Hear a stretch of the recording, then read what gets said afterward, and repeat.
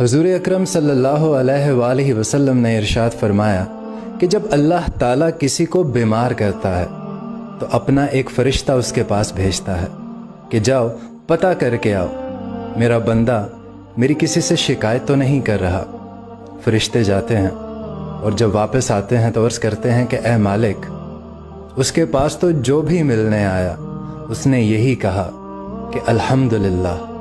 جس حال میں اللہ نے رکھا میں راضی ہوں۔ آپ کی طرف سے دی گئی بیماری پر اس نے آزمائش سمجھ کر اس پر صبر کر لیا ہے۔ تو اللہ تعالیٰ فرماتا ہے کہ فرشتوں گواہ ہو جاؤ، اگر اس بیماری سے اسے میں نجات دوں گا تو اس کے پاس جو خون ہے اس سے بہتر خون اسے عطا کروں گا، اور اس کے پاس جو گوشت ہے اس سے بہتر گوشت اسے عطا کروں گا، اور اگر اس بیماری میں اسے میں موت دیتا ہوں